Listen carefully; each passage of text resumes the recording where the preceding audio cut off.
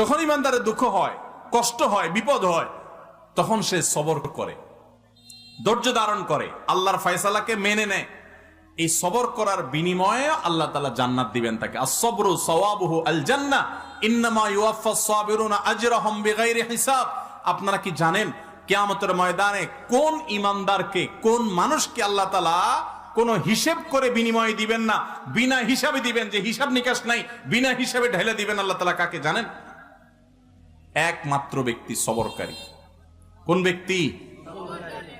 যে অসুখে সবর করেছে, বিপদ আপদে সবর করেছে, মানুষের কটুকতায় সবর করেছে, অসুখ বিসুখে সবর করেছে, মুসিবতে সবর করেছে, ধৈর্যের পাহাড় হয়েছে, ধৈর্য ধারণ করেছে, সবর করে ঢোক গিলেছে, সবর করে নিজেকে নিয়ন্ত্রণ করেছে, কোনো কষ্টে হাহুতাশ করে নাই, নাশুকুরি করে নাই, আল্লাহর কুফরি করে নাই, গালিগালাজ করে নাই, মুখ খারাপ করে নাই, ভাঙচুর করে নাই, নিজেকে নিয়ন্ত্রণ করতে পারছে, ধৈর্য ধারণ করতে পারছে, ধৈর্যের ঢোক গিলতে পারছে যে ব্যক্তি, এই ব্যক্তি সম্পর্কে আল্লাহ বলেছেন ইন্নামা ইউওয়াফাস সাবিরুনা আজরাহুম বিগাইরি হিসাব।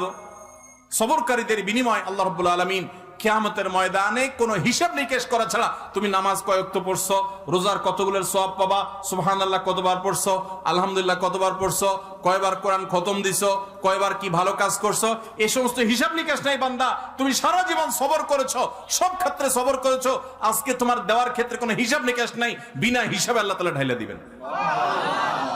সবর করবো তো ইনশাআল্লাহ। বাংলা একটা প্রবাদ আছে, সবুরে মেওয়া ফলে।